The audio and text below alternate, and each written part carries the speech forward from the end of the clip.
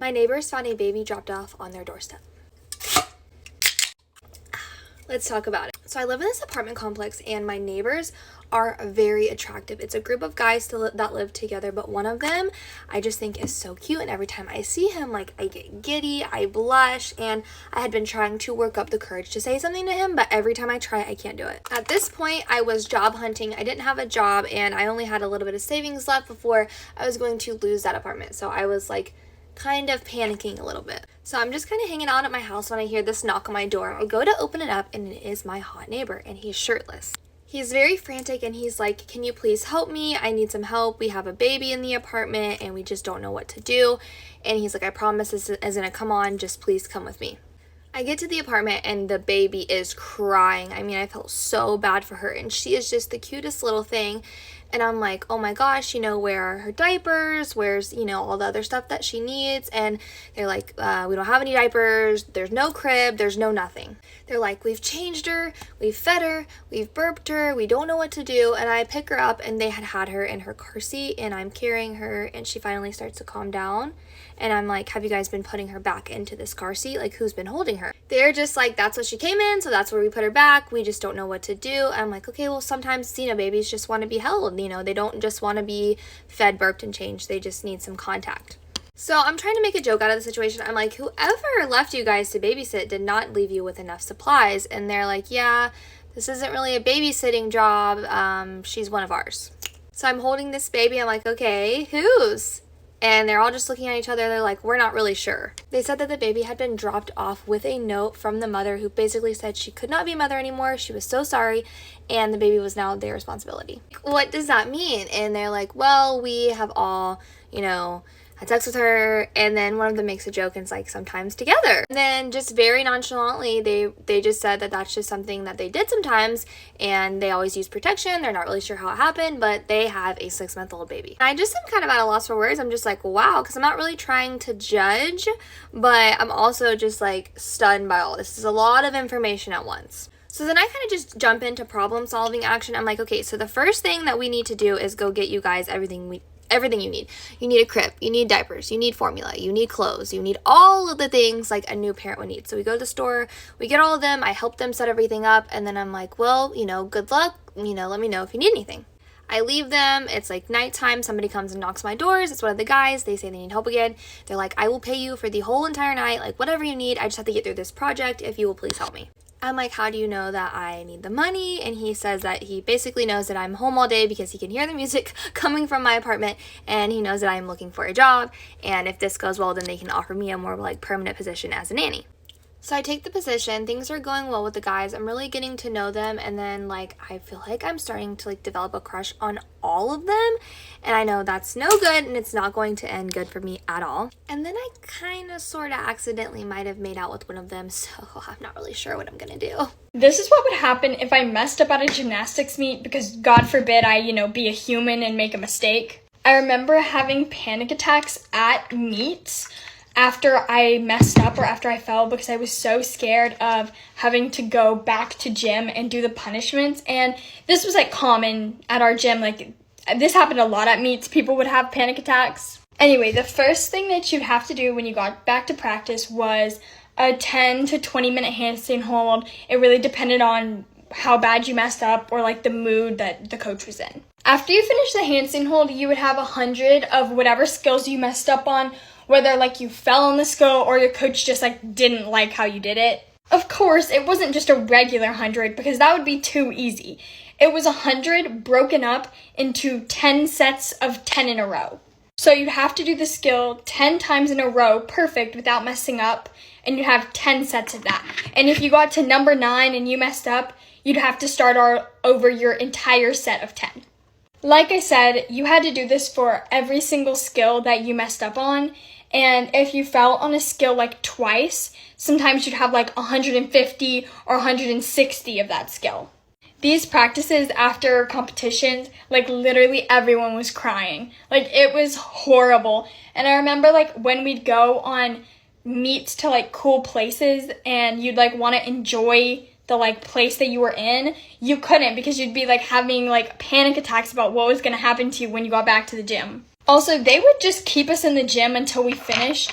So we'd be there like much past the time that practice was supposed to end, trying to finish these assignments because it literally took so long, especially if you like messed up on multiple things. Also, I burned my forehead on my flat iron this morning, and it like kind of matches my other scar that I have from running into like a wall when I was a child. Anyway, the mark is like a lot darker than I thought it would be, because when I first did it, like there wasn't a mark at all, but it's getting dark now. Fear and humiliation were my coach's favorite tactics to get us to do what they wanted us to do. So at that first practice back after you would compete, they would like line everybody up and then go down the line and talk about like how they thought each person did. And if you did bad, it was pretty humiliating because they were talking like horrible about you in front of everybody. If you did like really, really bad, which happened to me a lot, you would have like extra conditioning and stuff like that on top of the handstand hold and the 100 of each skill. Needless to say, when we would go compete, our entire team would be like shaking because we were so scared to mess up. Tomorrow I'm going to ruin my best friend's life. So me and my boy best friend have been best friends for like 15 years. We now live together and everything. So the other night we were just in the house playing some games, having a laugh, and I thought I'm going to go on his phone, I'm going to send a little video to his girlfriend because she'd absolutely love to see it. For reference, his girlfriend is also a very good friend of mine. So I'm on his phone about to go ahead and just send a video to his girlfriend, and I stumble across the weirdest collection of photos I've ever seen. There are hundreds and hundreds of inappropriate photos, mostly of my ex-girlfriend. Me and my ex split up about a year ago, but these photos go back years and years. There's so many photos from group gatherings where he's zoomed in on my ex-girlfriend's bum, up her skirt to her cleavage. He's sneakily taken photos of her body for the last couple of years and nobody has noticed. I feel like I don't even know my best friend at this point. I don't even know whether to call him my best friend. This alone is terrible, but then as I start scrolling through the pictures some more, I see the same type of photos and videos about pretty much every single female within our friendship group. He's got the same photos and videos of his ex-girlfriend, and he's pretty much got every single explicit video or photo he must have ever got from any of his exes. And this is exes going back years, bearing in mind he's been with his current girlfriend for over a year in itself. I got some snaps of this and sent it to myself because of course I'm going to need evidence if I'm going to tell anybody about this. I don't want to confront him right away. I feel like I just need to sort of comprehend it and work out what the best way to do this is. So I make an excuse to end the games night because, to be quite frank, I just could not stand to be around him any longer. The following day, I tell two other people within our friendship group because I know I'm going to need some support to get this sorted. They are just as disgusted as me, needless to say. So tomorrow, me and those two friends are going to give him an ultimatum. Not only does he have to tell his girlfriend tomorrow, but he also has to tell the rest of the friendship group because everyone's involved. And if he doesn't do that, we will. And one way or another, his life will be ruined and it will be known. No, I don't think you understand. I'm obsessed. Get ready with me while I tell you why I was gone for like a month.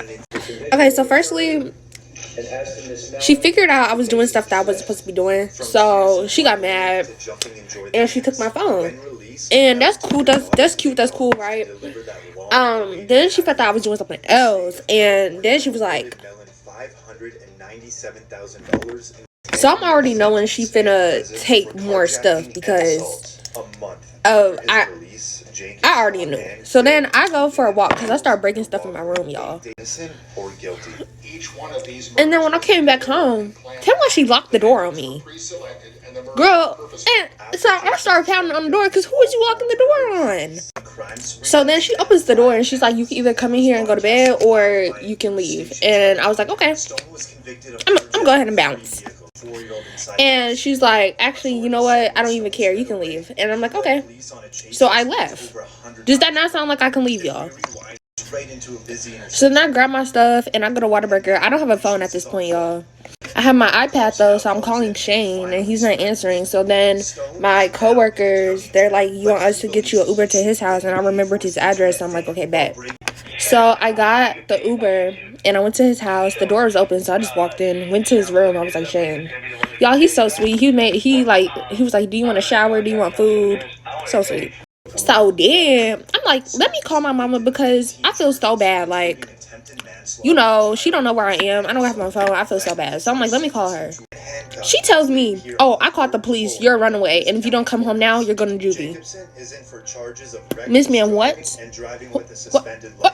What you say? Y'all, I just realized the TV was on this whole time. It's okay, it's like we on FaceTime. This judge running after these criminals, y'all. I'm watching it. Anyways, then she was like, I already have Shane's address, I'm on my way. Alright. Okay. So then I got in the car. Tell me why it's a whole family reunion. Why we have my auntie, my cousin, and my cousin girlfriend? Bye. Alright, that's my cute little fun story, y'all. And from then on, I was grounded. I still am. I just have TikTok. But we gonna thug it out like always. But yeah, y'all know I'm always getting into something. It's normal. I hope you can hear me because the TV in the back. But I don't know, y'all. I wanted to watch my little show today. Well, it's not really a show. It's a YouTube channel, but okay, guys, makeup done. Love y'all, and that's the end of the story. Did I say that? I don't know. I love you guys so much, and as always, bye. Ready with me while I tell you the story of how I went from growing up with addicts to graduating from Yale. I was born and raised in rural Appalachian, Ohio, which was and continues to be severely impacted by the opioid epidemic. Like many other people in my community, a lot of my family has developed substance use disorders, including both my parents. My older brother and I lived with my parents when I was a baby, but they got divorced when we were really little. Somehow my dad was granted full custody of us both, but he was in no way fit to care for us both by himself. So my grandparents took us in to live with them. I don't know if they intended for this to happen, but they ended up raising us forever. Growing up, I had to witness and deal with the aftermath of addiction from my parents, my aunts, my uncles, and my community in general. Though my grandparents were stable people, their children, who mostly all had substance use issues, were always around, so I was constantly exposed to traumatic events. Even though my home life was unpredictable, I always found stability in school, and I really excelled there. But like most of Appalachia, the schools were really underfunded, and there was a real lack of opportunity. But I didn't want to fall into the same cycle of addiction and poverty as my parents, so I took advantage of everything I could and was determined to succeed. During my freshman year of high school, I applied for a federally funded program called Upward Bound that primarily serves first-generation low-income students to help them to attend colleges. This was a huge turning point in my life, and I honestly don't know where I'd be if I hadn't participated in this program. Each summer, I spent 6 weeks living at our local college, learning about what I needed to do to apply to college, visiting colleges, and attending classes. At some point, I learned that a lot of schools give out full-ride merit scholarships, and I made it my mission to attend school for free. So I put a lot of effort into studying for the ACT, keeping my grades high, and taking classes at the local college to be competitive for scholarships. But at the start of my senior year, I received a letter in the mail from Yale telling me that it's actually free to attend if your family makes below a certain amount of money. I decided it was worth a shot, so I applied. I applied to Columbia too, since they had the same policy, and I thought it would be cool to live in New York. It is highly abnormal to apply to any Ivy League schools or selective schools in general where I'm from. I don't think anyone else from my school did. The majority of the students who decide to go to college from my school end up attending our local college, which is open enrollment, so it means everyone who applies gets in. I was fully ready to commit to Boston University, where I got a full ride scholarship before IBD, because I fully expected to be rejected. Ultimately, I decided to go to Yale. Yale was really tough, and I honestly wasn't prepared, but I learned a lot, and I grew a lot as a person. I feel incredibly lucky to have had all the opportunities I had while at Yale, and to graduate debt-free. I graduated a little over 2 years ago now, and I currently work in DC. I'm definitely still affected by my childhood, but I'm really proud of my resilience and where I am today.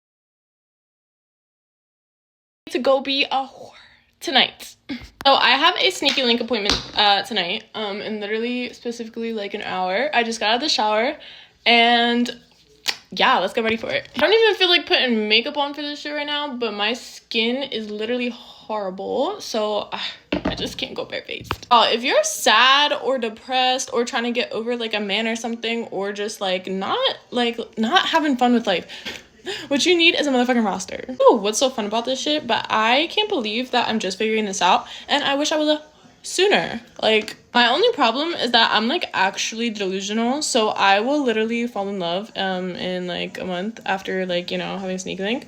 But that's okay. That's when you get another one. That's when you get another one. And the more you have in rotation, the less likely it is for you to fall in love with one, because you're gonna be in love with all of them. Hold on. All right, I'm gonna show y'all a little hack. So I literally use like a scented lotion. I think I'm gonna go with, actually, I don't know, should I go with that or this one? Use a scented lotion and I literally put it like right on my lower back. If you know, you know. Okay, y'all, this is the finished look. Okay, period. I'll let you know how it goes.